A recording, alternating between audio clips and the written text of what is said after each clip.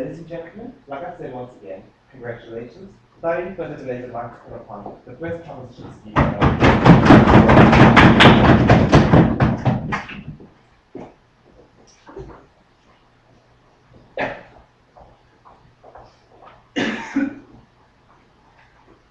Thank you. Discourse has been stopped. Science has been impeded. Freedom has been compromised and lives have been lost. And it is on that basis that we propose that religion has failed to answer society's prayers. And we propose the resolution that religion has done more harm than good. Under our model today, we're just going to be defining quickly what we mean by religion and what we mean by more harm than good. Religion is the faith that a person subscribes to, such as Christianity, Judaism, or Islam. And we believe that the harms to society and individuals have been far greater than any potential benefits that have been found. We believe that the burdens on our side of the house is that we need to prove to you that no benefits to religion are exclusive to religion. No benefits to religion are only found with religion. And that all harms caused outweigh the benefits of this religion. And we believe that the burdens that side opposition holds are that these benefits are exclusive to religion, that these benefits outweigh all human rights violations and conflicts that have been caused, and that it benefits societal change, and that religion has benefited societal change in the past, because that's the resolution we're taking. What I'm going to be talking to you about in my speech today is the first two main points for side proposition, that being the slowing of societal change and fostering conflict. My partner Oliver is going to come up to you and talk in his speech about the individual impact of religion, about how that is harmful, about how that is something that we cannot ignore, that should not be ignored, and that we have ignored in the past. So first, into the point of the slowing of societal change. We have three subpoints to bring to you. The first being the politics, and how it slows the change in politics. The second being science, how it slows change in science. It impedes us learning more about technology. It impedes people being able to take the greatest advantage of the science that we have. And the third being the effect on theocracies, about how theocracies have no incentive to change society, have no incentive to change the way that they are, because that is where they draw their greatest power. Into the first step, that of politics. We know on side proposition that these religions end discussion. You cannot disprove somebody if their only reasoning for supporting something is because God said so. This cannot be disproved. This is unreasonable. This is the only justification that they have in many cases. We see this with gay marriage. We see this with homosexuality and acceptance of people's different sexualities. The only reason that organizations have to oppose this is my God doesn't think it's right. My God doesn't think that you should be allowed to marry another man. My God doesn't think that if you were a woman, you should be allowed to marry another woman. My God doesn't think that you should be able to choose. The discussion on this cannot take place simply because the only justification that they have is because God says so, simply because there's no way for us to disprove that if they're not going to be reasonable and not going to be willing to discuss it. It gives them a basis in which to refuse considering an idea, to refuse considering acceptance, to refuse considering what the best for society is. Into the second subpoint, that of science. Religion and science have historically come into conflict. We see a couple of examples of this, especially with stem cell research. That has been impeded by people who believe that it's wrong to use embryos for science, it's wrong to use embryos to study. We think that thousands of lives could have been saved, hundreds of thousands of lives could have been saved if we were able to do this research, if this research was able to be out in the open, if these people were able to take the greatest advantage, but you don't. Why is that you think science is always better than religion? Because religion provides answers to questions that science can't. For instance, what happens after afterlife? Okay, thank you. What happens after afterlife? This is the question that side opposition is going to pose to us. We don't think that this is necessarily a benefit. We don't think that somebody using this as a scapegoat to do something, using this as a scapegoat because they want to go to heaven or hell or whatever the alternative is something that's beneficial. Furthermore, we don't think that science is something that is less than religion. We think that when we can provide something concrete, when we can provide something that is proven, and they can simply oppose it on the basis that my God says so, we don't think this is right. We think that side opposition needs to prove to you why that is reasonable and why that is beneficial. The third subpoint that we're going to talk to you about is that of theocracy. These theocracies have the incentive to keep social dynamics the way that they are because that is where they have the greatest amount of power. They They have the greatest amount of power when people subscribe to their religion. They have the greatest amount of power when they can manipulate and exploit the desperation of people, when they can manipulate and exploit people who need hope, who need to feel as though they have something to live for. Exactly. We see this in examples such as the evangelicals, especially in the United States. Benny Hinn, who is one of the most famous evangelicals, uses the money that they get, the billions of dollars that they get in donations, for things that aren't furthering religion, for things that aren't furthering people. He has a golden toilet in his home. He has a private jet. We don't think that this is something that's reasonable. We don't think that this is helping people. We think that this is a great harm to people who are desperate enough to believe people when they say, if you buy something from us, if you donate to us, you can go to heaven. We don't think that this is something that is beneficial. Side opposition needs to prove to you why Benny Hinn needs that toilet and jet, why Benny Hinn deserves to have that toilet and jet, and where the money is coming from. We don't think that they can. Into the second point, that of fostering conflict. We have two subpoints under this. The first being conflict in caste, and the second being that conflict is in fact inherent to religion. That as long as there is religion, as long as there are different religions, as long as people believe and subscribe to this faith, there will always be conflict. We think that there have been great religious conflicts in the past, into the first subpoint, and we'd like to examine a couple of examples. The Crusades, the Spanish Crusades, they believed that they needed to convert people. They believed that was their duty. People were harmed by this. There are disputes over holy cities, such as Jerusalem and the Israel-Palestine conflict. We believe that this causes a lot of conflict. This causes a lot of deaths. This causes a lot of human rights violations because they both believe that their holy city is in the same place. They both believe that their sacred texts say that their holy city is in the same place. Therefore, they have a right to that city. Therefore, they have the right to kill people. Therefore, they have the right to do whatever it takes. We don't think that they do. They need to prove to you that they do. Go ahead. Why can't you realize those conflicts are actually based on territorial disputes or actual practical benefits? Okay, thank you. And Why do religion is those simply a label territorial for that. disputes exist? Why does that territorial dispute happen? It happens because they both believe that their religion gives them that land. That's what they're ignoring on side opposition with that POI. Into my next example. In Middle Eastern conflict, and we see a lot of this happening, a lot of it is to do with different branches of religion, with different sects of religion. Syrian genocides happen because there are different Islam sects in Syria. There are different people who believe different things and believe that what they believe is right. In Bhutan, the ethnic Nepalese people living there have been marginalized, there have been mass arrests, there have been mass allegations, and there have been mass proven offenses against these people simply because it's prevalently Buddhist. The second subpoint is that it's inherent to religion. There's a branch or a sect of Islam that says you either convert everybody to your sect, you either convert everybody to believe what you believe, otherwise you have the justification to kill everyone who doesn't believe what you believe, who refuses to be converted. This is inherent to that religious sect. Even people who are good at heart believe that you must convert, believe that you will only go to heaven if you are in that religion, if you have the same religion. Opposing religious groups believe that they are superior. I go to heaven because I believe in what I believe in. You go to hell because you don't, or whatever the equivalent is for whatever religion. On the basis that religion has failed to answer society's prayers, we beg to differ.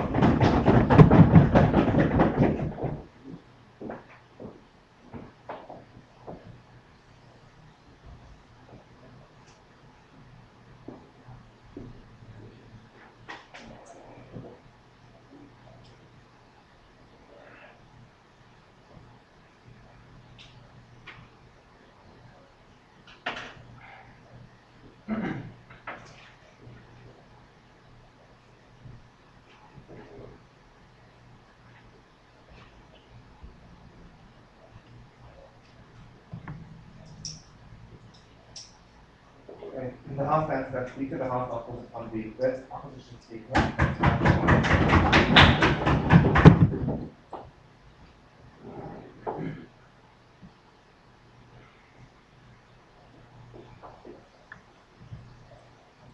When I first looked at today's motion, since I'm a year-old speaker, I come from Korea, I did receive these English grammar classes. And in one of those English grammar classes, I learned about what is an active verb and what is a passive verb. Now let's look at today's motion in this kind of perspective. The verb did like, is it an active verb or is it a passive verb? I believe that it does need an object because I do or something like that doesn't make much of a sense. So when we look at today's notion, it's about how religion has done more harm than good. Good to what? To animals, to things, to people? We believe this is people. And even though this is not within the today's motion, we believe that it is part of today's motion. And before going on any of the harms or the benefits, before weighing on that, we should have a deep consideration about exactly who we are and what we're talking about, the people that we're trying to talk about in today's motion. And this will lead on to our team's first argument about unity and cultural identity. And then I'll be talking about spiritual support. And our team's second speaker will go on and talk about the upholding the moral values of society. Now, before going on to such argumentations, let me first rebut to what the Prime Minister has to say. They said about the societal changes and being divided into these three sub-levels. First level, about the politics. They said that because religion religious only logic is God said so, a discussion cannot go on. So we are losing this discourse, and religion is trying to make a barrier in the discourses so that certain topics cannot come out in the common discourses. Okay, then other than the superficial definition that they have given for religion, which is a faith and value system, let's look at what an ideological or religion or even science has to do with this discourse. Because they said religion doesn't allow certain topics to be discussed in this discourse, we believe that that is performing such kind of an ideological means. But let's look at science as well. They're doing the same thing with science that what they have been criticizing with religion. With this barrier of logic, they're doing the exactly same thing of taking what can be discussed in the discourse. What has logic can be discussed, what does not have logic cannot be discussed. So when we see the function that they're trying to justify, we see there is no exact difference between science and religion when we look at their perspective of what can come into the discourse. And second, they talked about science and how embryo cells, we have no justification whatsoever to go against embryo cells. Okay, so we're living in a most modern society, but what they're trying to do is live this most modern society with postmodern ideals. So why is killing bad? Well, because of human rights. Why is human rights important? Well, we don't know because because ever since there was postmodernism, ever since we had this categorical beliefs crushed in front of us, we still, even though there are such kind of questions, we do have to live on. So, which means that even if we cannot explain all of the moral phenomena with common sense, with the beliefs we have, that doesn't mean that we should abolish all that beliefs and abolish human rights or whatsoever because we have to live on and because we have a society. And the last level of theocracy. They told us about this guy with a golden toilet. But first of all, this golden toilet, and we know that people are definitely criticizing this guy with the golden toilet, and which is they're doing it as well. But let's look at how this person is a religious person and that has a golden toilet. That's a very trivial issue. What we should look upon is that people are actually criticizing this individual who is doing extravagance with the belief that extravagance is bad and she shouldn't be doing this. Now, where does this common consensus come from? Who said that extravagance was bad, and who said that this common belief should stand? It is also a function of that religion who made these people think that extravagance was bad, and these people should be criticized. In the next argument about that, religion fosters conflict. Now, we believe that this was done at a very, very superficial level because we have some religious aspects related to such kind of disputes. That doesn't mean that religion was at the essence, and what they said was inherent to heart to make such conflict and foster such conflict. Maybe they watch too much Fox News and demonize Muslims, but that is not true because as long as I know, Muslim doesn't say that we should kill everybody who doesn't believe in Muslim, but we should actually, after they are persuaded, we should never touch them. And also, we talked about how territorial disputes happen because of religion. This is wrong. It happens because of greed and what they want as of this plans, but only the packaging it, wrapping it with like a present that involves the religious belief and the process of doing so. Now, having that, let me go on to our team's first argument about the unity and cultural identity. On Sundays, we go to churches, cathedrals, or temples, or whatever we believe in. But what we think is important is that we're trying to form a community. When we think of religion, and what they're thinking about is wars, terrorism, and big historical incidents related to religion. But still, we go to churches and cathedrals and mosques, maybe. But why is that? Because unlike what has been portrayed, mythified by team proposition, what religion is not only within history textbooks, but it is within our lives. When we read Dante's Inferno, when Chaucer's Canterbury Tales, or when every time we hear something funny and say Jesus Christ, or every time these Muslims say Inshallah, that also is a part of our identity done by religion. And that common experience, that collective consciousness of our lives is what makes us, in fact, us. Which means that many part of it starts from drawing the religion. And if we take away, if we take away this religion from our parts, then let's refer back to our introduction.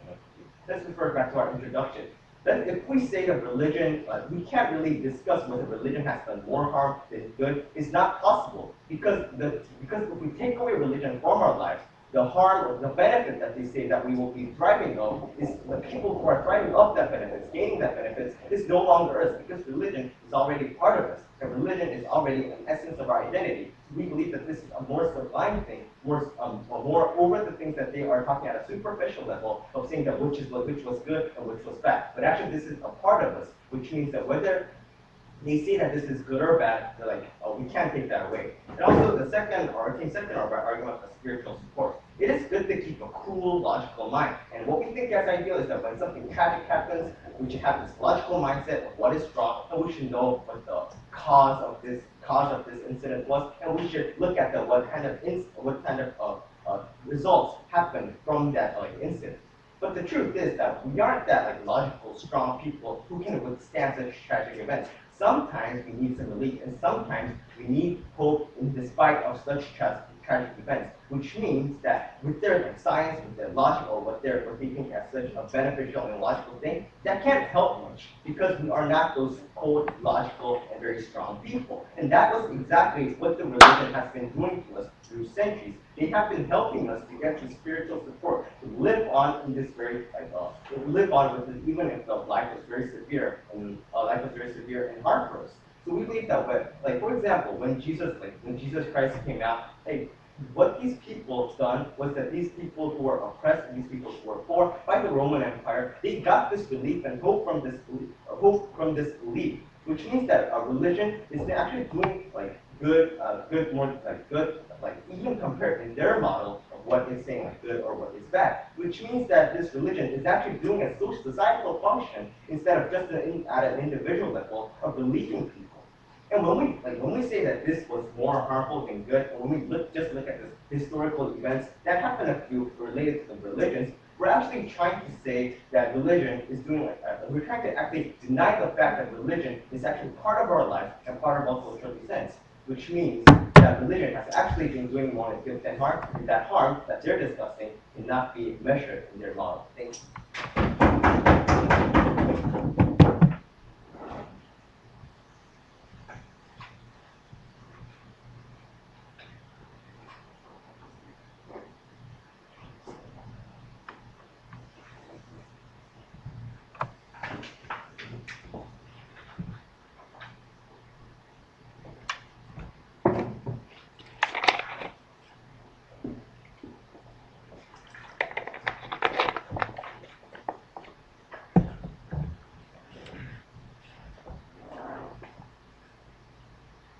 Right, the half sentence speaker, the half calls upon the second proposition speaker argument.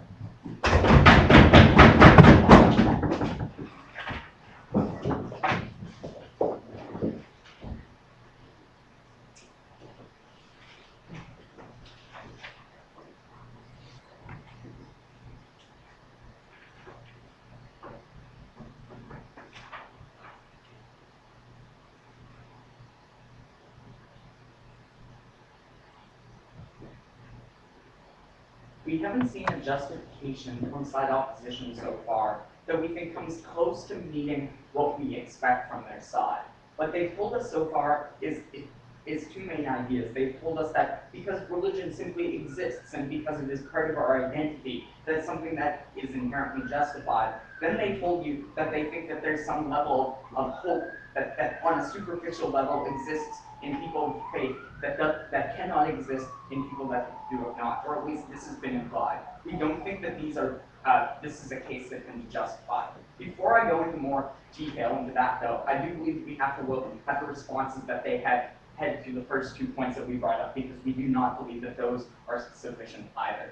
Firstly, our first speaker talked to you about the slowing of change. What she told you is in 3 ideas. She told you about politics, she told you about science, she told you about theocracies. The first 2 were refuted with the same brushstroke, where the first member of side opposition told you that science creates barriers that in a similar way that religion does. But we think that science does so much more conclusively. We think that faith is ultimately something that cannot hold up to the scientific method. We've had the scientific method in our beliefs in society or in our knowledge in society. Science has actually overtaken religion in a lot of cases. We don't believe that everything revolves around the earth anymore. We know that it revolves around the sun. The belief in heliocentricity is something that, or I forget how those fancy like Latin terms work, but the belief that everything revolves around the earth was ultimately something that came out of belief, and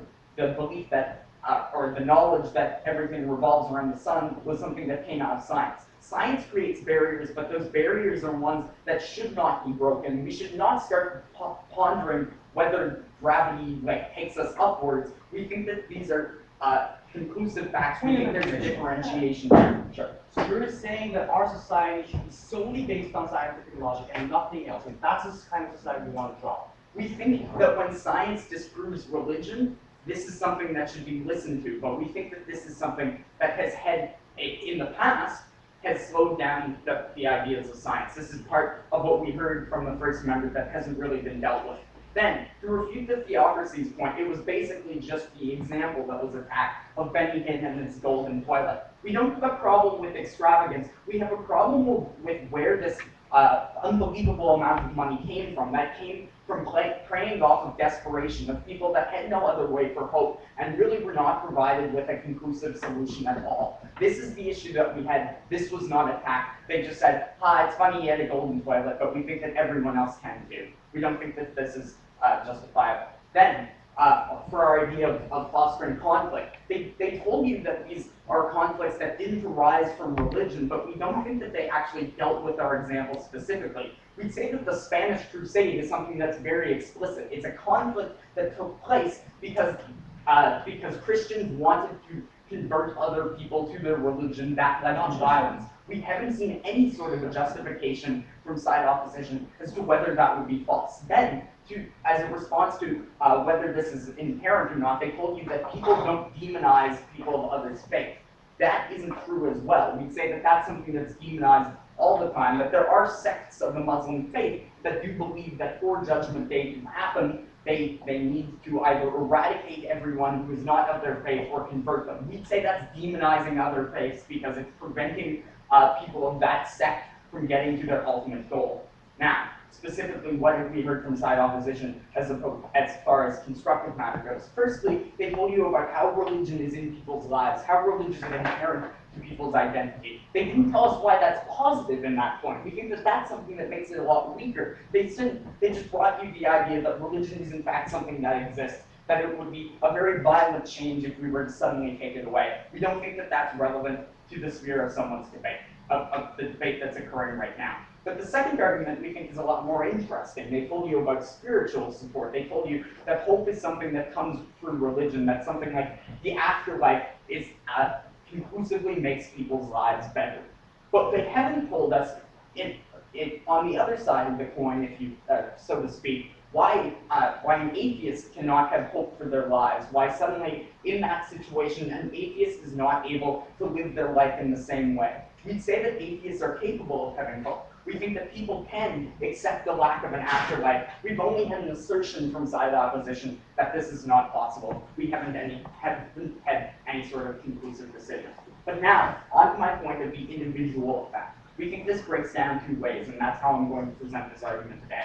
Firstly, the idea of religion as a scapegoat. Secondly, the idea of limitation on individual freedoms. I'm going to start off with the first subpoint of a scapegoat. We think that when people have strong religious beliefs, that this has a tendency to both justify people's actions and justifies people's inaction in a way that is detrimental. So to justify someone's action, we think that because religion is viewed by people as such a moral undertaking that essentially what occurs is people go beyond what they consider moral and they use religion as a justification. We see in the case of a suicide bomber, ultimately one of the main reasons why they commit this act, they have a huge moral qualm. We say, should I kill myself to reach my goal? And ultimately, the reason they make this decision is because they believe that God told them to, that God is the justification behind this action. We don't think that that's something that's conclusive. We think that when you justify an action with God, that takes away some reason that you could involve in this decision. Then, to justify inaction, we think that prayer is often an alternative to any sort of action that a person could take. We'd say that prayer has a less guaranteed outcome than someone actually doing something to solve their own problems. We'd say, should I study for a math test for 2 hours, or should I just pray that I get a better grade? We'd say, well, maybe you could do both, but we don't think that prayer should be the only action that takes place, because prayer doesn't really have a 100% success rate. Having a belief that God loves you and God will always be looking out for you is not something that's going to lead to you taking individual actions to help your own cause because you believe you have this guardian angel, and we don't think that that's necessarily something that's true.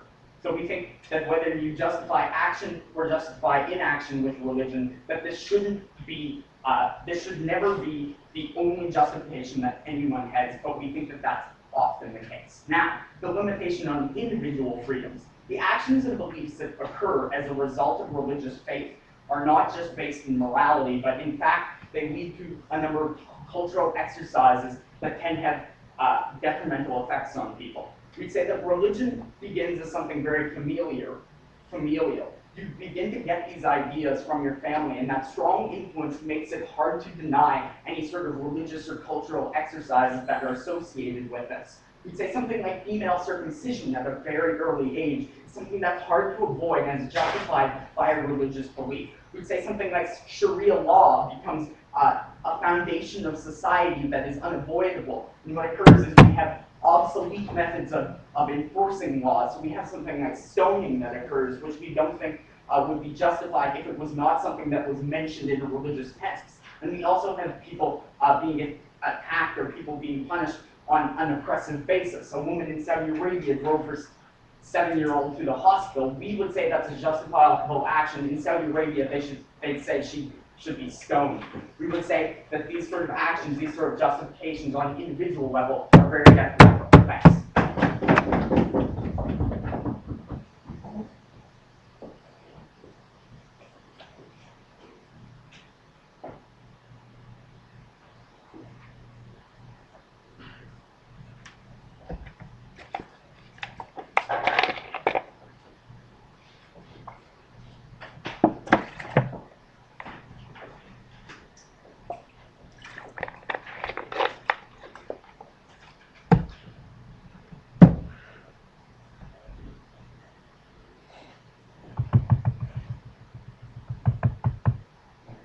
The House finds that Speaker, the House now calls upon the opposition second speaker to continue the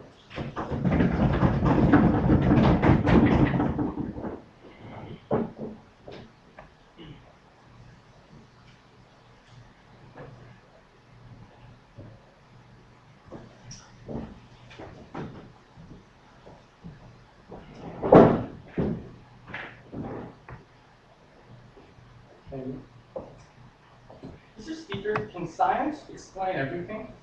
No. Where do we go after that? Why shouldn't we kill or steal another person's property? Why can't you say that something proved by religion is absolutely wrong and the science is always the right choice? Now, we think religion and science doesn't exist in a form of hierarchy. Nothing is better than the other, but it's just a value system. And the value system of the people who believe in religion is that God is right and I have my value system. And arguing with that value system, we question the proposition, why is that?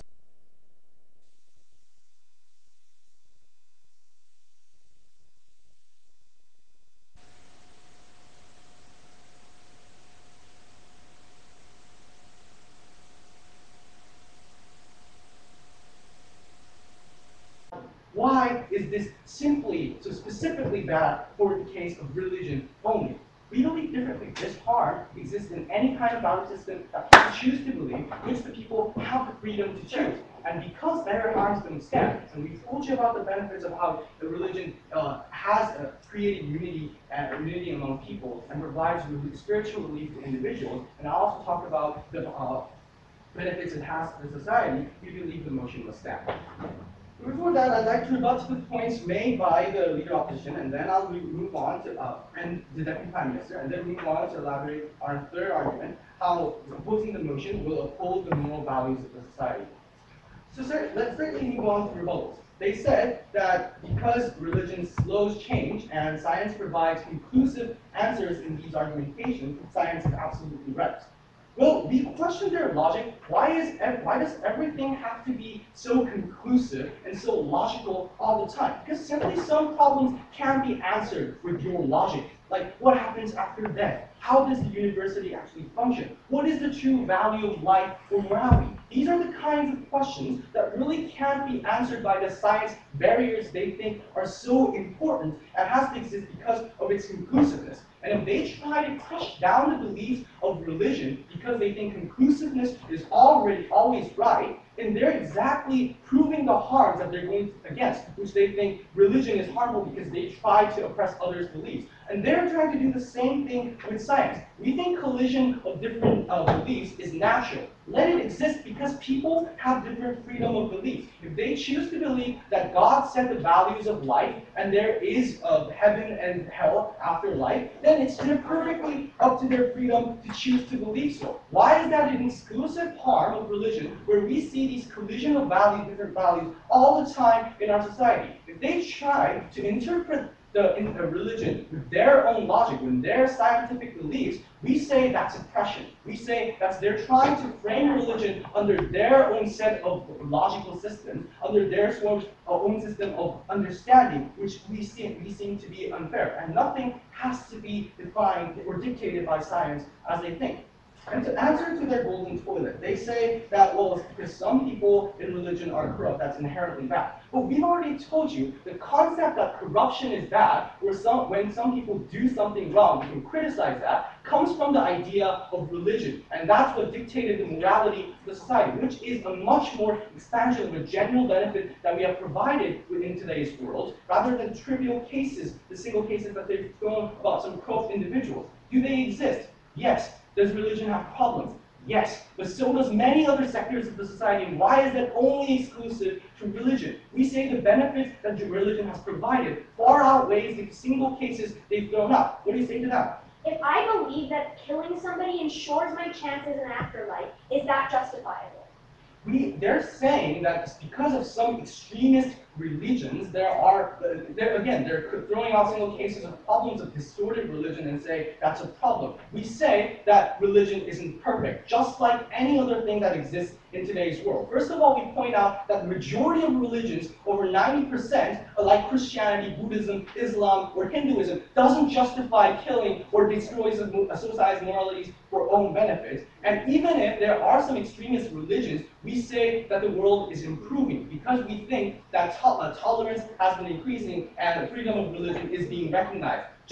People are killing less people just because you believe in a different religion. Now, because the reasoning that just because you're not a Muslim, you should be my target for my murder or massacre is becoming less of the case. And that's why we think society is moving towards a better direction, which diminishes the harms they're presenting, which is outweighed by the benefits that we presented.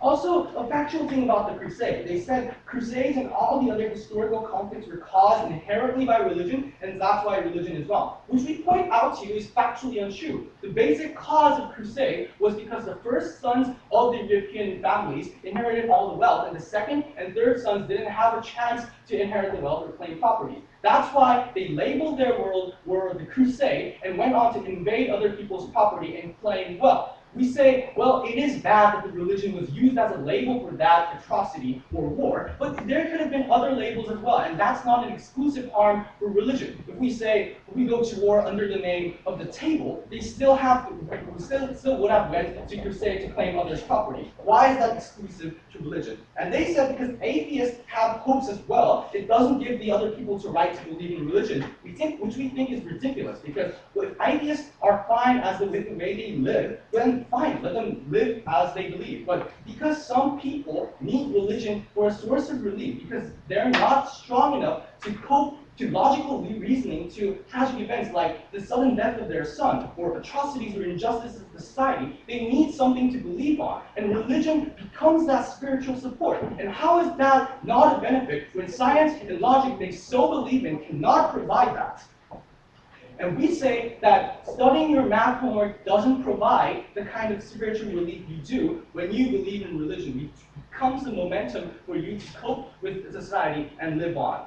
Moving on to the third argument, how opposing the motion will uphold the moral values of the society. Now, most of the religions in today's world emphasize moral values. Fundamental morality is important to the society, ladies and gentlemen, like such as love, justice, equality, compassion, or care for others. Such as Christianity has its 10 commandments and say that you should care for others and have pity for who are suffering, love your families and friends, abide the law, and respect the society, don't commit felony. This is the same for Buddhism, Islam, Hinduism. They have their own value system that we think is vital to keep the society going.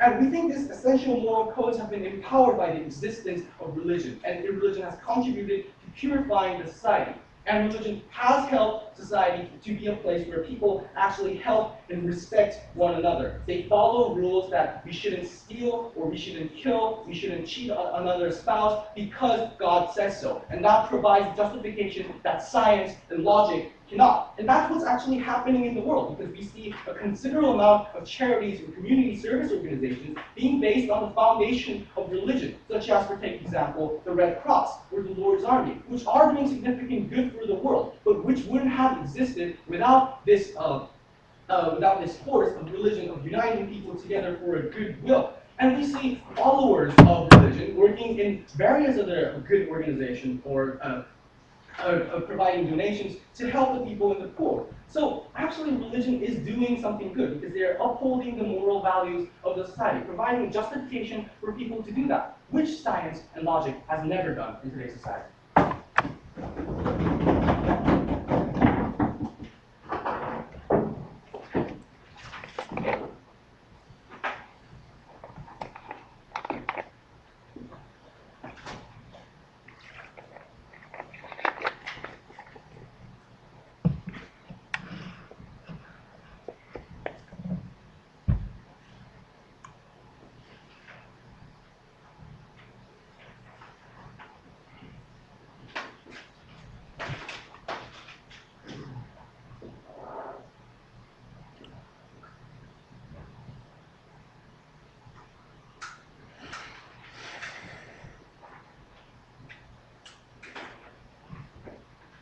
Right, the House backs the proposition of the Speaker, the House will upon the opposition of the Speaker, the House offers the proposition of the Speaker to continue.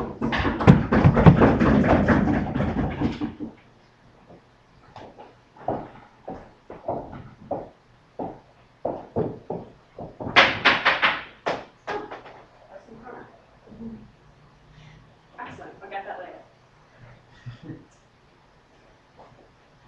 Side opposition has been afraid to tackle the main issues in today's debate. They've been afraid to tackle the heart of our arguments, and perhaps that's why their first speaker didn't take any POIs. What we see on our House today is that in a debate, when we're talking about more harms than good, it is not enough for side opposition to get up here and list to you a few benefits that religion may or may not have brought to its people. What they need to show you is why those benefits justify all of the harms, why those benefits are so much greater than the lives lost, the oppression caused, and the exploitation that results as a means of religion. They have not done that yet, and we have shown you why on-site government, when people lose their lives, we think that is far worse than when someone can't give the answer, why I shouldn't kill another person. Ladies and gentlemen, it's for the reason that religion has failed to answer society's prayers that we beg to propose. Now, what I'm going to do for you in my 8-minute speech is is I'm going to break down the clash we've heard in today's debate into two main themes. That of what effect does religion have on society, and what effect does religion have on individuals, both now and in the past. So let's look at this aspect of what has religion done to society first. Rory brought to you in her first constructive speech the argument of slowing change within society. We talked to you about politics, science, and theocracies. What they told you in response to politics and science was that, one, other things cause barriers, and that, like, science can cause barriers too.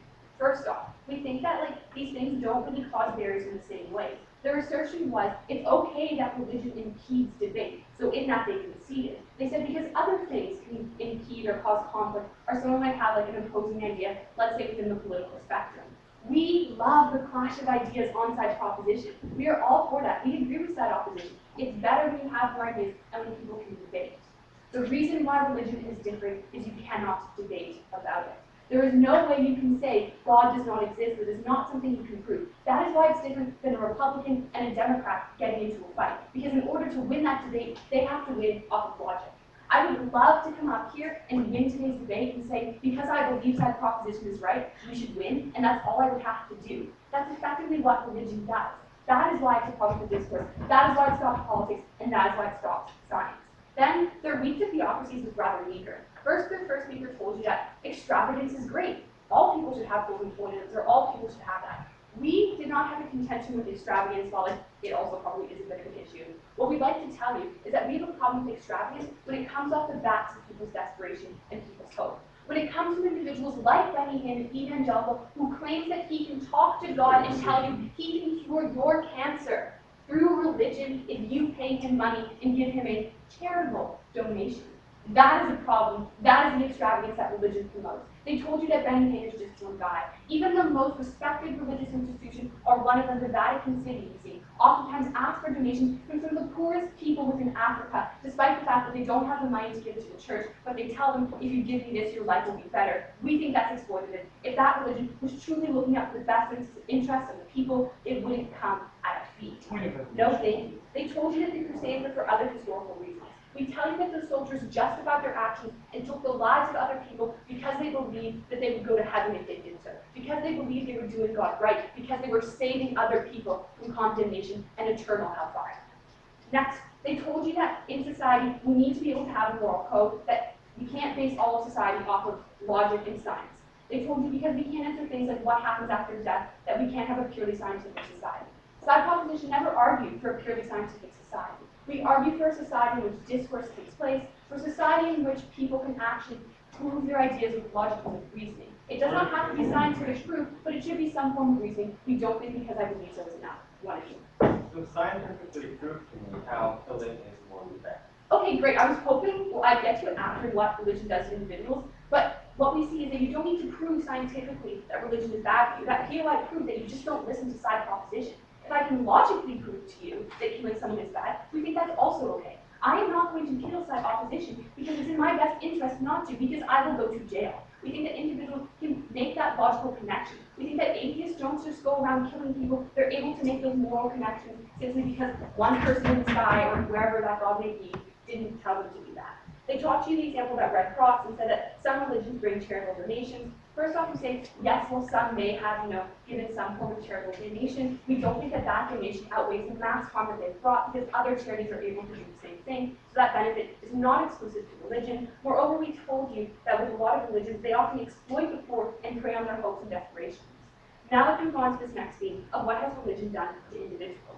Their first speaker brought up a rather interesting argument. They told you because religion is in our lives, whether it be good or whether it be bad, it has to be there, so we can't take it away. And that's religion's function in our life. First off, we think the fact that he said religion can be good or bad concedes that religion can have negative effects. Moreover, what we tell you is they never told you why those positive effects are better than the harms that they actually pose. They simply asserted that it has both, and for some reason that means it does more benefit than harm. They never really told you why. Perhaps you can tell us why. Because you said that if harms aren't exclusive to religion, then harms are minimal, and we said benefits are only exclusive to religion because it provides answers that no other thing in the society can. Okay, right. We think that this really the only benefit now that they have left for their side, because we've thoroughly dealt with everything else, is you don't know what to say about afterlife. We don't know what to answer about where people go when they die. First off, we don't think that's necessarily as huge a problem as they're painting. We think a lot of people are able to rationalize that when they die, that might be it. That might be the extent of their life. We don't think it's a huge problem they're painting. We think that other individuals can have that belief, but we don't think it should come at the cost of science and lives of other individuals. Moving on. What we believe is that just because religion is a part of your identity does not mean it's a positive part of your identity. If I live in Saudi Arabia and a part of my identity is knowing I'll never be able to drive, or I can't take my 7-year-old son to a hospital like Oliver told you in his speech, we don't think that's something that is necessarily a good part of your identity.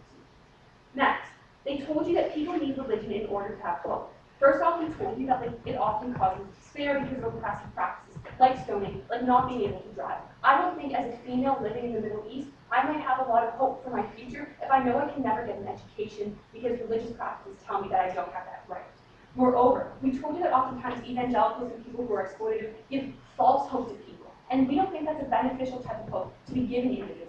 Moreover, we told you that it's not always true that someone needs religion to have hope. If atheists can do it, we don't think that's fundamentally impossible to have it. We recognize that some people might use religion to have hope now. If that's taken away from them, or we recognize they can have it without it. So we think that that's not the biggest harm.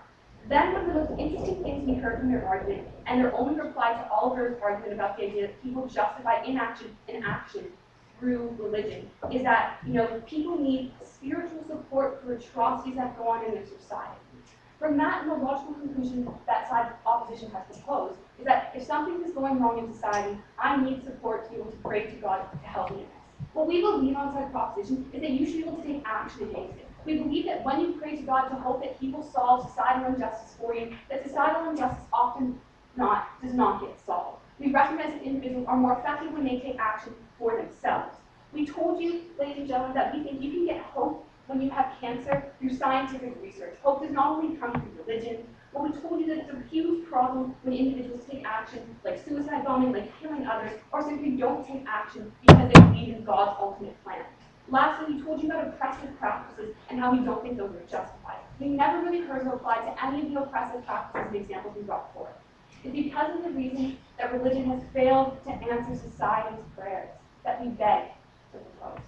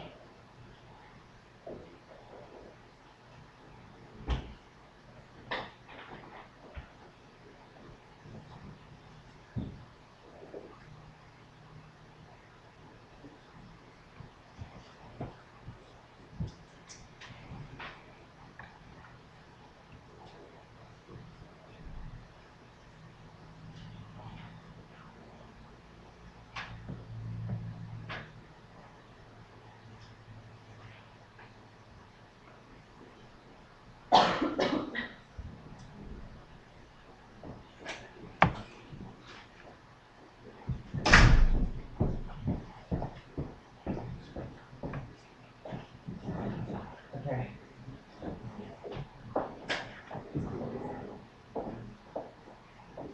Right, the House stands third speaker, the House now calls upon the third speaker from the opposition side.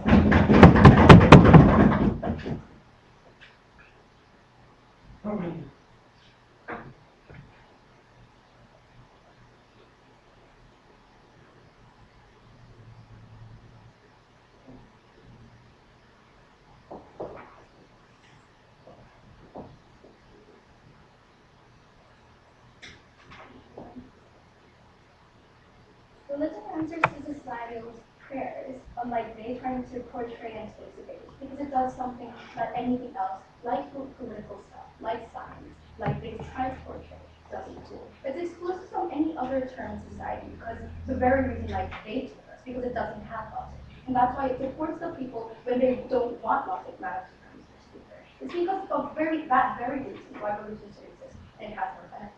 We've told you consistently in today's debate why benefits outweigh the harms. Why? Because religion is something that supports everyone in society, while the harms that they try to portray in today's debate were exclusive and only the extremist cases. That's not what we're trying to do in today's debate, because we're overweighing the general benefits over the harms in today's debate. So that's what I'm going to talk about in today's debate as well. So I've mainly three classes for you in today's debate. First, about what actually is religion. Second, what's the impact on the people and the people that actually believe in religion. And third is going to be about the societal impact as well. So number one, about what really is religion.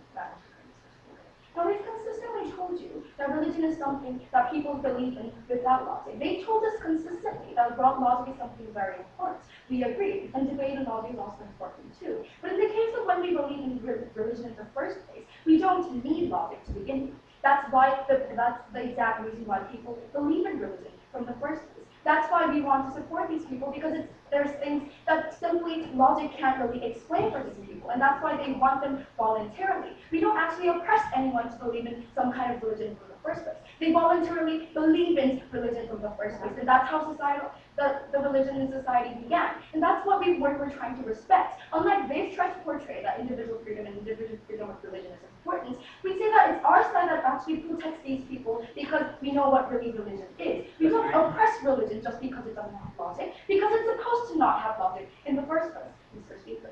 Secondly, they talked about how religion is something that portrays such extreme harms like the crucifixion and so on. We've told you that number one, that's only the extremist cases of society. We've told you that also, number two, that the world is already improving in this fact. We've already told you the fact that we've already told you the fact that 90% of the Christianity just believe in religion. They don't extremely kill other people just now because they think religion is right. They've tried to misportray today's debate about why religion is harmful. Because in the end, what they're trying to portray is only the side effects and the slight abuses of religion in the first place, not the general benefits or not the general impacts of that causes to society as a whole. Yes, ma'am. What would you say to Oliver's argument, which applies to any human being who subscribes to a religious faith that causes inaction or action? Please reply to that the first time. Okay, I'm going to deal with this in our second class, but to briefly deal with this because it came out of the KMLA. We see that it doesn't really matter if inaction or reaction because it was voluntarily believed from the first place because of these religions was something that they want to believe in the first place. Why do we don't really understand their argument of inaction or action, when they wanted to pray for math, when they wanted to pray for the math test tomorrow, even though it might not cause a beneficial impact, which wasn't really proved on their side either. But to move on to the second question about the impact on the people, which they've never rebutted efficiently in today's debate. We've told you mainly two things. Number one, about the unification about their own identity and cultural impacts, and secondly, about the spiritual and emotional impacts that are going to be caused to the people that actually believe in religion. They've neglected totally about the fact that these people actually want to believe religion in the first place, and that's the inherent characteristic of religion in the first place. Second, that they don't really want logic either. We've told you that our leader of opposition and deputy leader of opposition already talked about the fact that there are things that science cannot simply solve in today's debate. Not only about whether you go to hell after you die, but rather about things that are unlogical. Why there was a tragic death of your own son.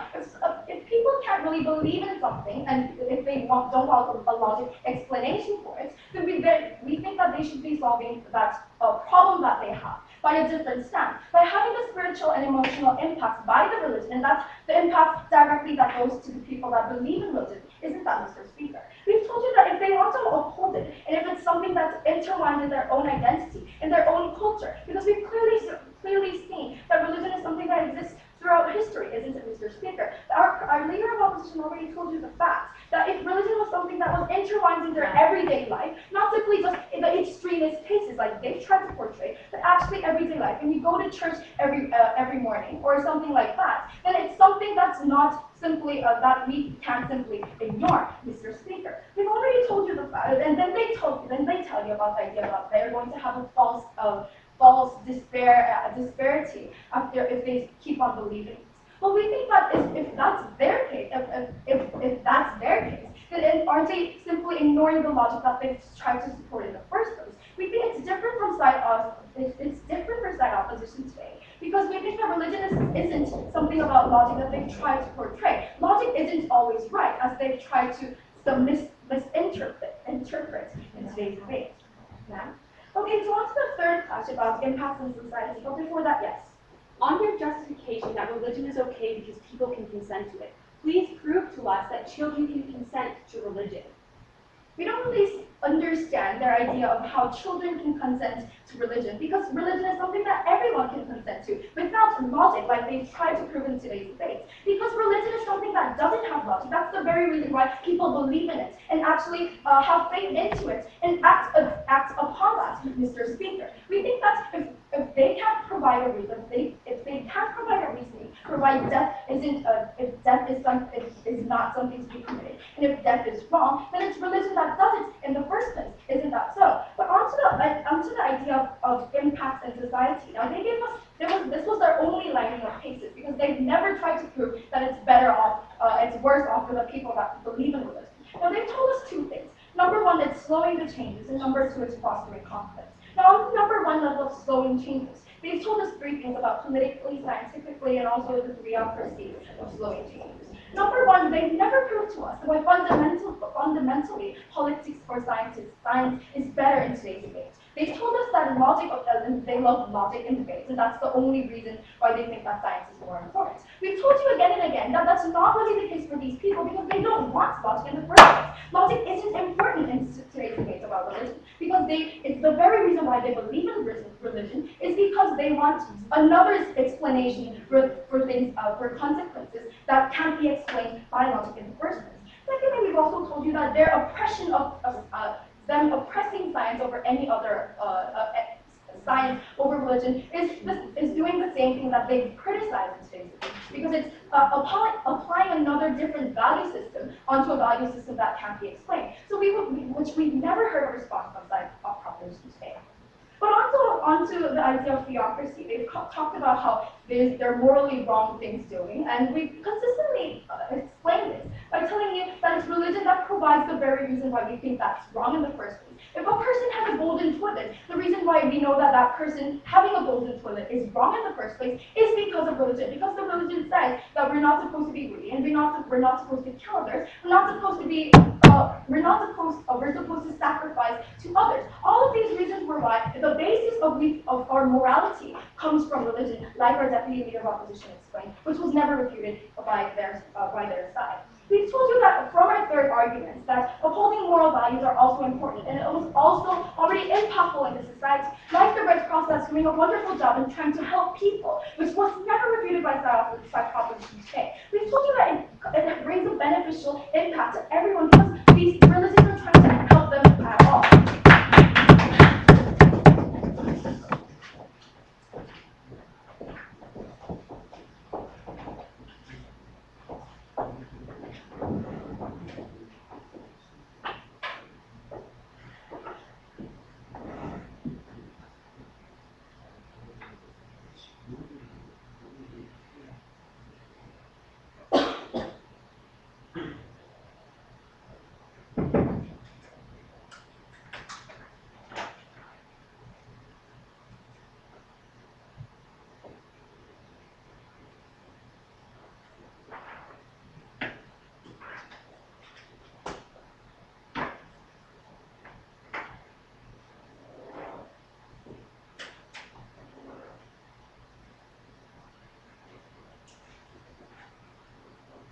Right. On behalf of thanks to the third speaker from the opposition side, we'd like to uphold the opposition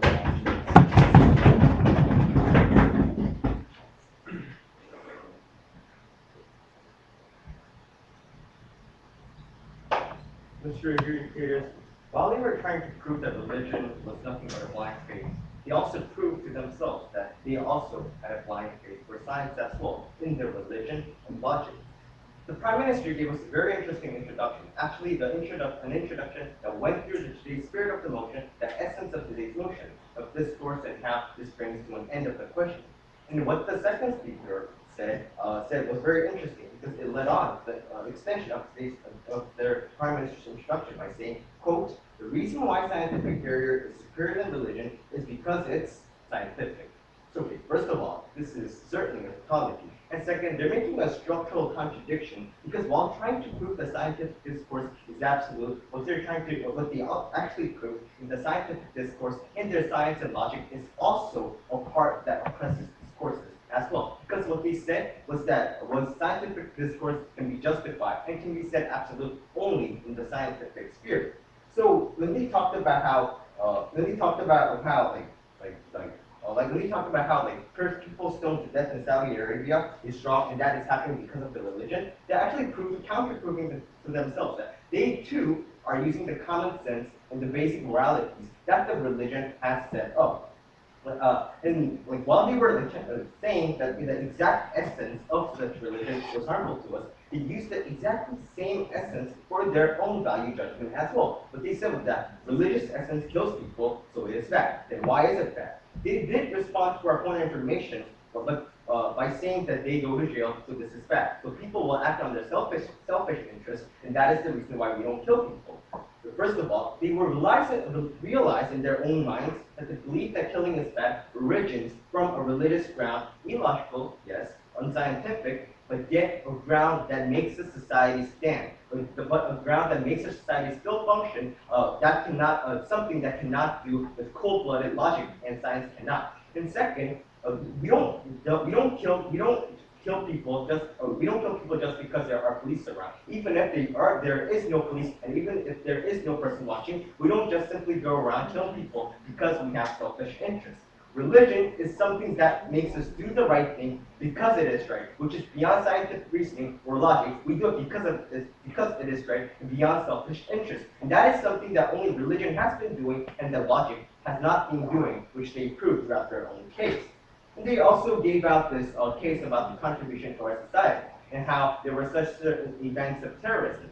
Okay, first of all, I already proved to you that this is a structural contradiction that they are committing by saying that this is a bad thing because they're using the same value judgment of the religion, which originates from the religion as well. And second, they are neglecting the fact that these religious concepts and moral is what has been guarding our society for a very long time. Not just simple incidents that have been very small throughout our human history, but throughout a very long time, which is also guarding our society, even in this room, that makes us keep our moral judgments to ourselves, even if that cannot be proved scientifically. And what they said about how they love to talk, how they love to discuss, and how these clashes of opinions make a better society. They said that there are some people who don't want to justify, explain, and prove something. But we believe that, okay, first of all, maybe that is right. Maybe religious people don't want to prove something, justify, or explain things as they have tried to do. But first of all, such attempts are coming out in a very positive form in our society that makes people keep the morals even if it is not within the selfish accounts. And second, we believe that such beliefs are giving hope and also order to our society, which means that what they have failed to prove was that these simple incidents are so large enough to say that the religious morals that has been guarding our society should be abandoned, and how it was so detrimental to our society. In their last argumentation about the atheists and their hope, we believe, of course, atheists can have hope, but the problem is for most of the people who have hope, this hope originates from religion. Which means that even atheists can have hope, but if we say that religion is not doing something because it is not the source of hope, you're committing a big blasphemy, which means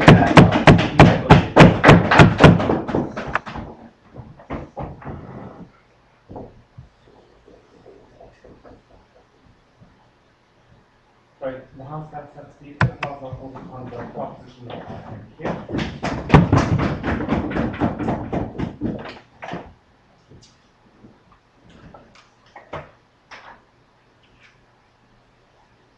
We heard from a side opposition who would stand for an illogical society because that's what people consent to believing. As a 5-month-old baby getting baptized, scientifically 5-month-old babies have the mental capacity of a cat. Cats cannot consent to being religious, therefore you don't have the same mental capacity as you do when you're an older human being. The themes that I'm going to be talking about in my reply are that of the individual effect and the benefit to society, and show you why we have proved our burdens on side proposition, and side opposition has failed and ignored the burdens that we laid out at the beginning of the round that they accepted, and to that of the individual effect. The points that they brought to you under this theme were that of identity and hope. They never refuted the fact that you can logically come up with morals rather than the fact that you need to get them from religion. They simply said that some people get them from religion, therefore it's okay. The fact that you can get it from other places proves that this is not an exclusive benefit to religion, proves that they have failed to fulfill the burden of habit. Next, the idea of hope. We've shown you that people get hope in other ways, that people who are atheists aren't all depressed because they don't have any hope that life can get better. They failed to prove the burden in that way as well. The points that we brought to you under this were that of the individual impact. Oliver talked a lot about this in his speech. They never dealt with the fact that this would have great effects on inaction. They never dealt with the fact that showed you why somebody who is religious would feel the necessary imperative to do something if they believe that praying is going to fix it. They never proved that to you on their side of the house. They said that we never responded to the fact that people do good things because of religion. We responded to that fact by saying that people still do good things, people still don't commit crimes when they're atheists, people still don't do things simply because they can logically come to moral conclusions. The second thing, that of benefits to society. We told you, or they told you rather, their point about upholding societal values. We'd like to ask the question, why do religious people still commit crime if this point stands? They haven't proven to you why this moral is exclusive. They haven't proven to you why this moral is absolute, why this makes all religious people moral people, why the killing of other people, why the killing of people of different religions is justified, why that's moral, why this moral stands. We provided you 2 points under this theme, the slowing of societal change and the fostering conflict. We don't think that side opposition understands the scientific method. They said that we told you that science is absolute. We told you that the scientific method is absolute. The method of challenging and being able to debate things because you can prove, because you can be able to prove changes. So I'd like to outline the burdens that we heard at the beginning of the round. Our burdens were that there were no benefits to religion that are exclusive. We've proven to you that atheists can still find that acceptance of the afterlife, that atheists can still accept that there is uncertainty in that. The second was that all harms caused outweigh all benefits. All harms caused by these religions, all harms caused rather, aren't outweighed by the benefits. Side proposition has provided you with benefits. We've refuted those benefits, but not only have they been refuted, they refuse to engage them with our harms. They refuse to weigh them together. They refuse to tell you why their benefits are so much better than the millions of lives that have been lost with religious justification.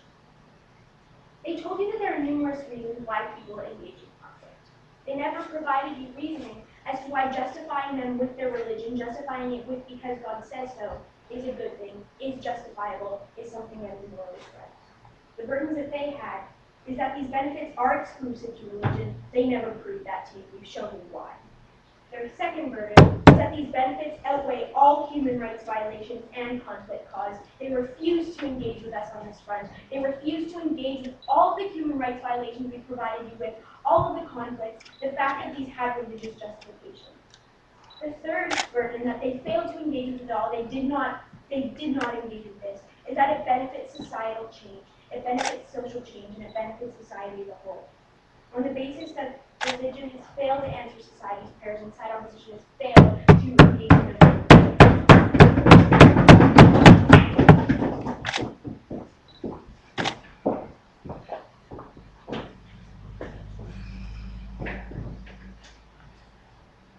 Right.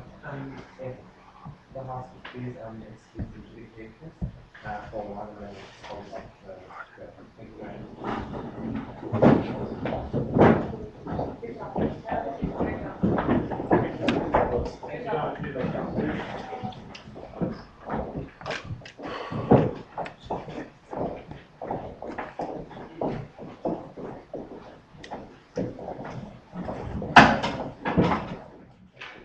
Right.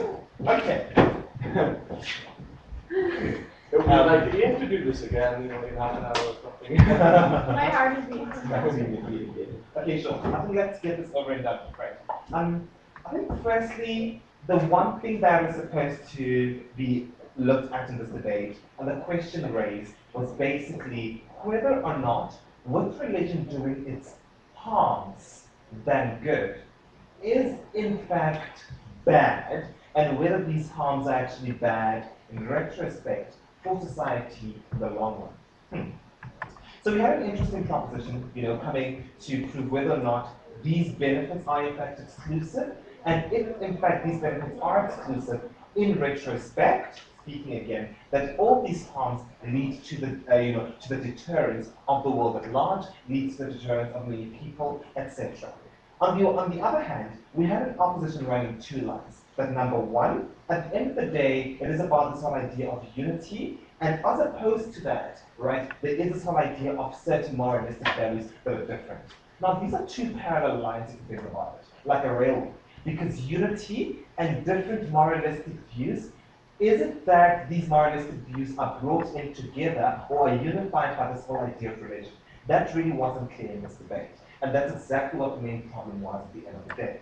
But anyway, moving on. We saw that there were four main issues that actually came out in this debate. Number one, how it actually impacts society and societal's views, as opposed to this whole idea of individual effects. Because at the end of the day, individual styles actually do in fact matter, no matter what you say.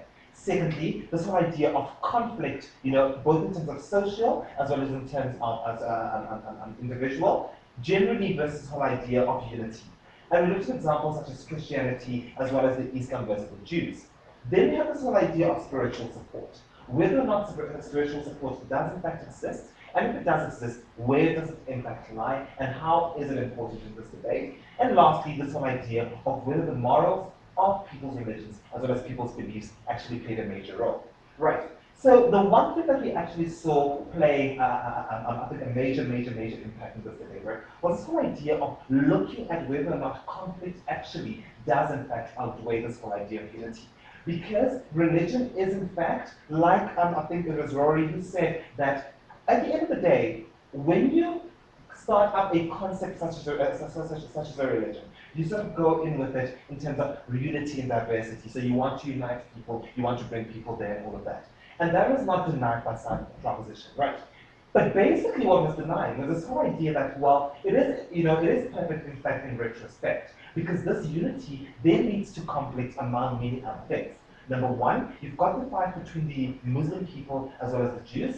Number two, you've got the internal fights among the people of Christianity. The example cited here was about an evangelical man who actually, did a lot of things for his own benefit, as well, looking in retrospect whether or not he's actually, his benefit and the people of the church would actually look into supporting him in that regard. At the end of the day, people are fighting, people are complaining, society is not actually in fact happy. So what does that in fact do? It actually does in fact, do unify a lot of people, it unifies the church, it actually diminishes a whole lot of things that actually happen in that regard. At the end of the day, then we saw that, well, yes, this whole idea of conflict actually does in fact, make sense in retrospect, and it obviously outweighs this whole idea of unity. Because at the end of the day, even though you would like to have unity, to have this whole idea of unity, we saw that opposition did not make, I think a proper, better response, looking at whether or not unity is in fact, the major core thing that is here, and whether or not it is in fact carried out. Because we saw that in proposition one, it was carried out that this whole idea of conflict, like it or not, it does in fact deter a lot of people. Secondly, we saw this whole idea of the impact on society, as well as the impact on societal views. And we saw that, yes, carrying on this whole idea of conflict, society in fact dies, society in fact does not do a whole lot of things, because at the end of the day, there is a slowing impact, and there's a trend of slowing impact looking at the different things that people do. Because at the end of the day, scientific-wise, even though it was in fact an absolute thing blatantly put by the opposition to the proposition side, we saw that at the end of the day, like it or not, yes, there are political fights, there are political clashes. Also the impact of this whole idea of the Islam and the Jews, of the Islams and the Jews. But at the end of the day, no matter what happens, societal's views and societal's impacts are there, and they're there for a reason. And unfortunately, it is in fact the very religion that actually makes people fight at the end of the day. Then we also had the fact that from the second speaker of proposition that, well, if you think about it, yes, let us accept it. It is impact and ideology, because also, in going back to what the first proposition speaker said, hello, just because my God says so does not carry out a lot of weight looking into what in fact happens, in the sense of a whole lot of things. So at the end of the day, we had these two issues standing. I never had this whole idea of spiritual support. Then we said, yes, opposition came quite well with this whole idea of looking at, well, at the end of the day, like it or not, having these tragic events and having these tragic effects, what are they and how are they actually going to do it? Because as a logical theme, yes, religion is not absolute, and obviously it is in fact a logical thing because it is there, God exists, and blah blah blah. It is a societal accepted view, and that is it. Proposition, on the other hand, did not deny that, yes, that is a societal view. They actually said, yes, well, it is a societal view, and it is a societal view that actually kills these people, it actually kills and diminishes these communities. No response at the end of the day. Then we have this whole idea of the moralistic code, by the religion, looking at whether or not this religion, this religious impact has the back and forth going on there. Because on the one hand, we have the fact that yes, it teaches you morals, very very good, coming on from the opposition side. The problem is, well, yes, it does in fact teach you morals, which we actually do in fact agree, which is a very very good thing. But then, is it fair that these people or these leaders use these very morals to actually, impede upon the desperate people who would actually like to have their lives saved? So we saw that at the end of the day, this whole idea of spiritual support did not in fact hold much weight, and this whole idea of morals in its own retrospect was in fact taken by opposition. So, was in fact taken by proposition, looking at the fact that at the end of the day, much more water was in fact carried, was in fact carried in that way. So at the end of the day, with 3 ballots to none, we decided to give this debate to proposition. Thank you very much. Okay, so you guys may come to us for personal feedback, but then you guys have to be in the briefing room by 2 minutes long. All right? How much time? 2 minutes long.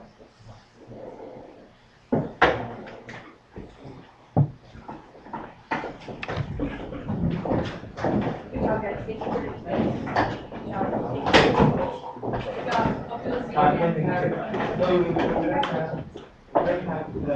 Hope you'll see you again. Just announce it.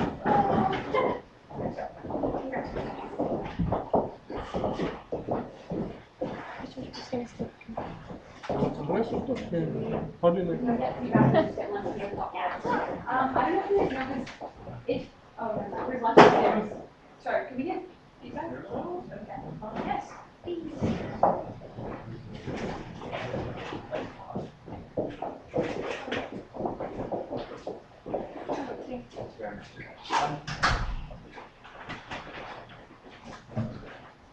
Bye. Bye guys. Bye. Very good setup, right? Yeah. I think one thing that I have a problem with here, you see these A's. When you want to write that A, right, I become disconcerted.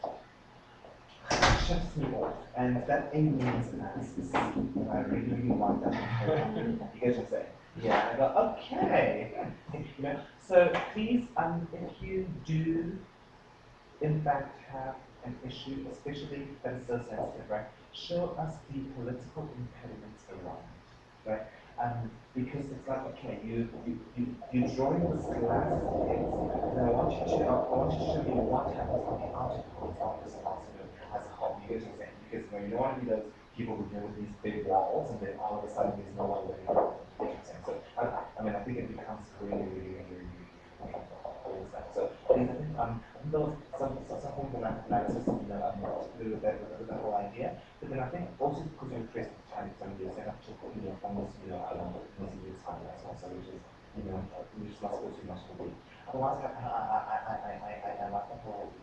I think when you sort of looked at how it actually that process operates, I think try not to speak too much on customers.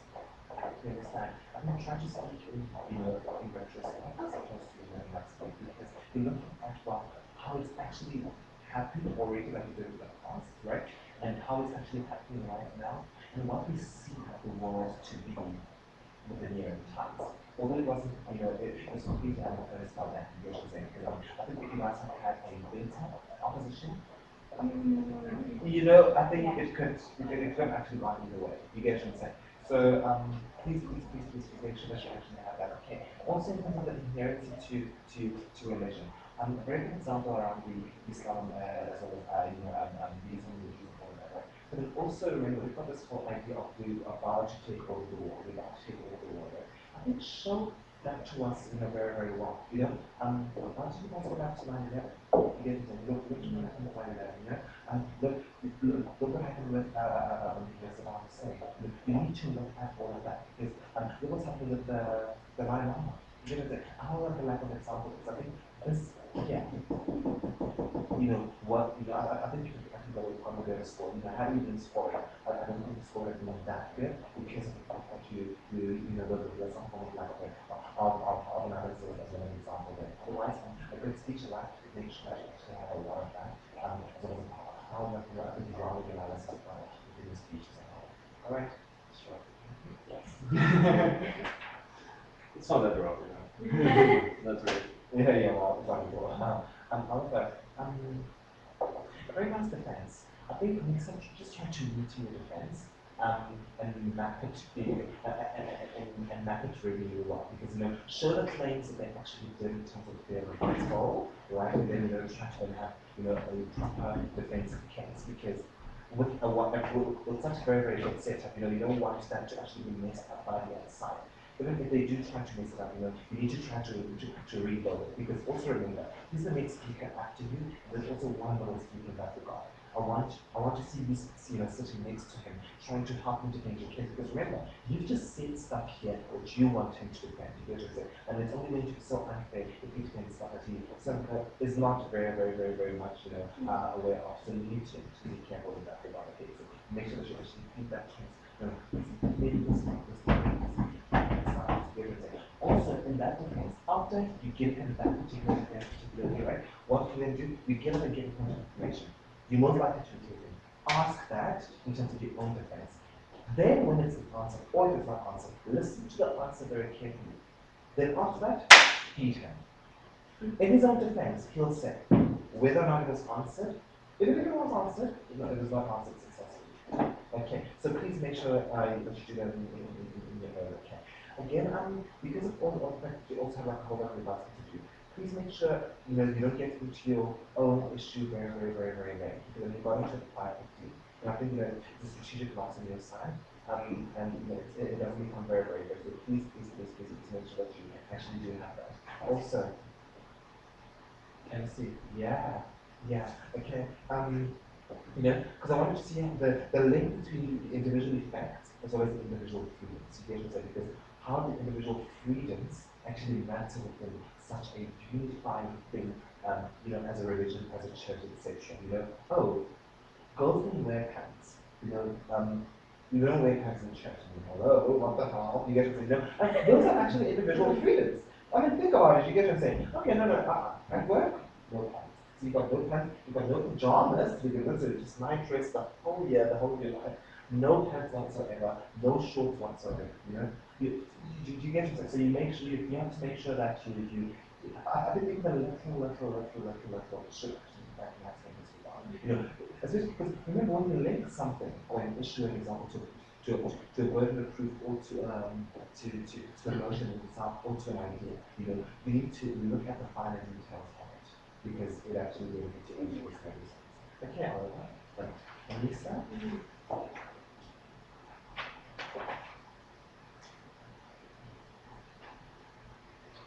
Lovely speech.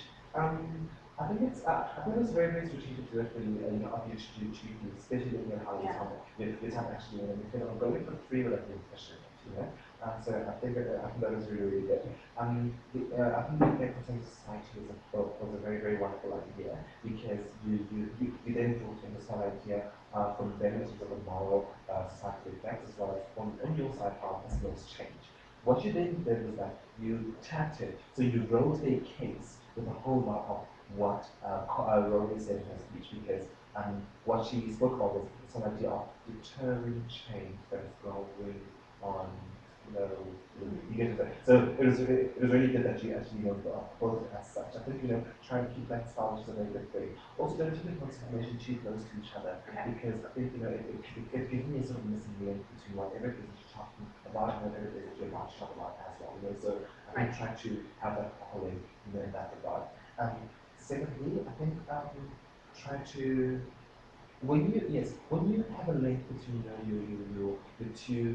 your one argument as well as the next argument, right? One thing that you need to show that there is actually a different jump from what you're talking about to what you're going to be talking about in the next. Show that different jump, and then also don't forget to ask yourself, so what does this all do, ladies and gentlemen? So what does this all do? Because I think in third speech is exactly what's needed to be shown. Because you build a case, you build a case, you build a case, you build a case, you go, so what does this all do, ladies and gentlemen? You say it to yourself, what does this all do? You don't know like when you go to that office, I feel so angry. And how do you feel about that? And it makes me feel so sad because I'm not my mom. And how do you feel about that? Then you answer and ask me, well, how do you feel about that? It actually becomes really irritating because I think it actually is good. Because then it will actually put you in a better position to actually link to your main case as well as to handle and have that proper link at the end of the day. All right. Thank you. Yeah, thanks so much. Thank you very much.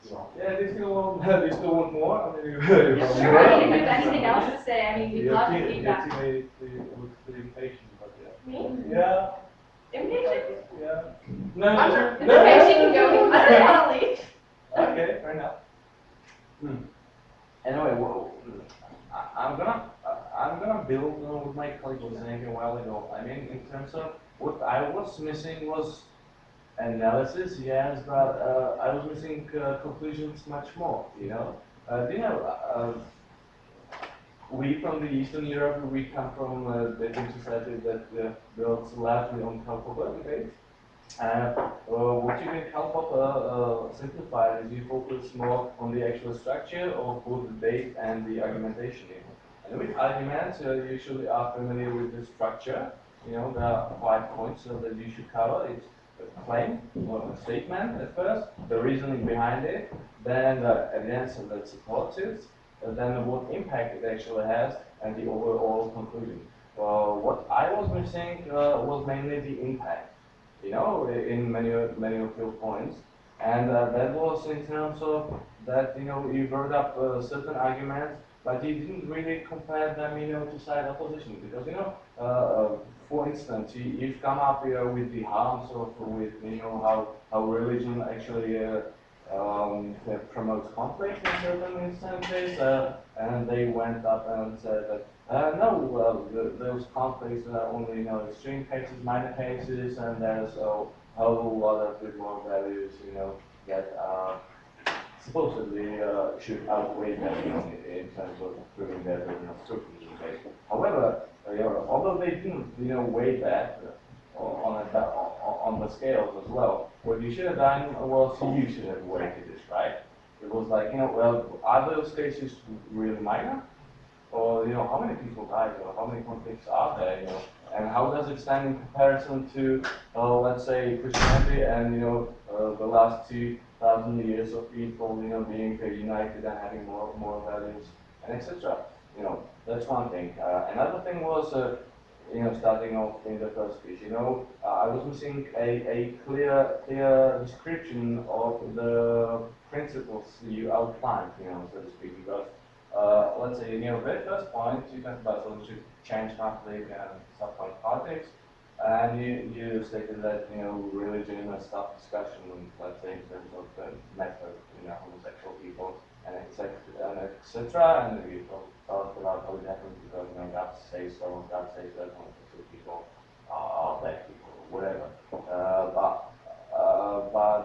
I was missing, a more in-depth description of how it actually happens. You know what I'm saying? Yeah. Homosexual people, God says that homosexual people are bad, okay, that's common knowledge, but how does it really stop discussion? I mean, do religious people not just discuss it? Do they always say that it's only a dogma, or do they provide reasoning? Because not all of the religious people have only dogmas. Right. or they have done not and some reasoning behind it, you The know? problem becomes you can't prove that God doesn't exist, and that's our responsibility. Yeah, but you didn't get to that, Right, you know, yeah, there and was then a you have to- presumption, you have you know, in behind. Yeah, the stem cells, you know, I mean, it's also very common knowledge that religion, you know, doesn't like that kind of research. But you know, again, what I was missing was, you know, why don't they like it? I mean, what happens exactly in that instance? You know, why shouldn't they? You know, because opposition never attacked it, but they could have, right? Although it would have been very strong. Yeah, and next thing that you know, my colleague actually, you know, he made the conclusion sort of himself. But yeah, you know, you thought about the accuracy. You talk about the example in yeah, what about the guy with golden toilet and etc. What I was missing in there was that obviously you thought you provided an example that you know said okay, you know, certain people actually do make discord in the religious community and in you know the society as a whole. But you know, how does it, you know, in comparison to the, again, to the other good moral values, you know, what does it make in conclusion, in the end? I mean, does it make, you know, other people really hate the religion, or what does it make? Also, you know, with the draining of money, you know, by, you know, paying for a place or whatever, they make in the church, what, you know, do you speak of that? I mean, opposition didn't really say that, but it can be big investment that, you know, in the sense that people, they pay money and other people, you know, abuse that money, but they get a certain feeling of hope and whatever that actually helps them later in life. So, you know, they might have argued that certain people abuse it, that there's a minority of those, you know, doesn't happen everywhere, hopefully, I don't know. But they bought the value with their money, you know? Yeah, if they think it's worth it. Okay, conflicts, that's covered. In your speech, first off, you know, you talked about the scientific method. I thought that was really confusing, at least for me, because, you know, someone brought it later on, you know. Well, I think Bob actually made it clear, you know, in the first speech for the first time. I'm not sure. Anyway, you know, the scientific method is a method of we have certain knowledge right now, and you know, the scientific method actually means of the benefit of doubt, and that you're supposed to doubt it at every given point. And you know what happens in science is that you doubt it, and if you have like empirical evidence from experiments that actually confirm a certain theory, okay, you say that is probably right, but you're supposed to continually, you know, keep doubting it. And at some point, you know, as science develops, there comes a point, you know, where your experiment, the results of your experiments don't really match the theory, and now you say, oh, my knowledge might not be right now, so I have to think of other alternatives that actually fits that actually fit the data. You know, do you know what I'm saying? Yeah. The thing is, there are no absolutes. It's a continuous process of, you know, rethinking your opinions, right? And you mentioned something that, okay, we've got certain knowledge, we've got gravity, so we're not going to think about it anymore. You know, that was completely, you know, opposite to the idea, if you get my drift. Yeah? Together. Okay. The Spanish Crusade. With the Crusades, they actually brought up a point where they said that it's not really religion that drives those people, you know, to go walk, you know, and to steal and burn and rape and plunder, whatever. Although it vaporized later in the debate, it was, I thought, a strong point that could have, you know, tilted the tides a little bit. But what I thought your burden was in this instance was to prove that, okay, they probably do that, you know, because they simply want to plunder and you know, because of the are greedy and want power or whatever else. But, you know, I was missing some examples that really linked it to the religion, you know. I don't know, it's quite difficult in an encounter, but the justification, you know, needs to be there because you know that point really makes sense. But at that point you need to prove that it really happened because of religion. Now, although you brought up, you know, like the rebuttal in the first, which I thought that should have been stronger, you know. although it's pretty Yeah, difficult to yeah. prove, right? At least I think that,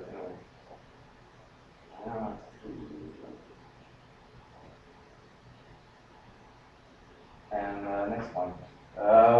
Why EDS kind of hope? I mean, I think it could have done a better job at actually, outlining and explaining the principle. How is it that other people achieve hope? If they do not have religion behind them. I think they was explained, at first, like properly in the third speech, which is kind of late. If someone mentioned, you mentioned that. People get hope from the fact that science can help them, which should have been said earlier, one point, and should have been expanded more. I mean, it's not just science. Right. It can be hope, yeah. And you could have connected it slightly better to the point that to the action or rather inaction point, right? Because you could elaborate more on how it is actually people themselves that they are able to take hold of their lives and make change, and that no one else is really probably going to help them, in terms of like some supernatural power, right?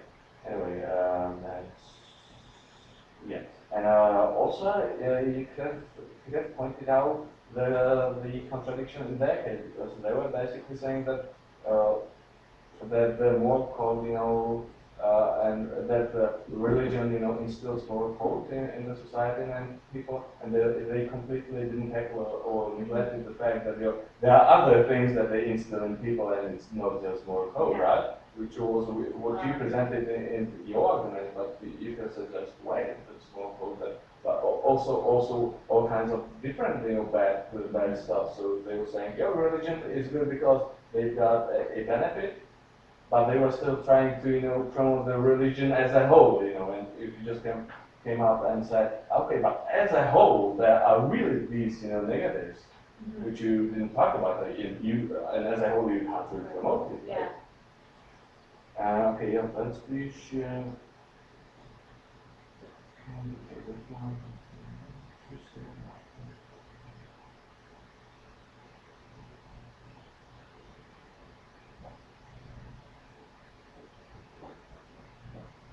Yeah, I think that basically covers it because I mean that their third speech was really not so good, right? Yeah, in terms of what you should have done better, that's all these kind of things. But otherwise, I thought it was pretty good. Thank you. Yes. Very helpful. Good to know for the next round. Any questions? But really, Stylistically, was there anything? But it's pretty difficult, to kind of give this sort of feedback, to tell people to explain things more properly, and in depth in terms of the actual underlying principles. But you need to do that, and you need to do that first, and really initially by thinking it through, down to the very structure. How my colleagues were saying, no, how do you think about that? But it's the title of question is why, this cascade, Yeah, no. Oh, is there anything about the reply that you might advise for later? Well, it's basically what I said earlier, about the focus, about pointing out the contradiction, about what they were actually proposing didn't make sense, even just as a whole, right? And also, I forgot to mention one point. There was also the matter of choice, because half of the time, or half of their case was advocating, that people have a choice, right? But the motion wasn't really about that, right? People have a choice. Oh, we can choose, religion or science, and both, concepts make sense, and people can choose, but, firstly, the motion was about the harm that religion brings, not about that, right? And second, okay, so people can choose, but so what? Like, even regarding that, people can choose, but, if they choose wrongly, so to speak, it can bring more harm, which you basically said, but it didn't connect it, in terms of, let's say, the inaction. If they choose not to do anything and pray, it harms them, sort of, it's their choice, but it's the wrong choice. So perhaps you try to, like educate or upbring people to behave better, right? You know, or something like that. But yeah, that's it. Thank you very much. Thank you.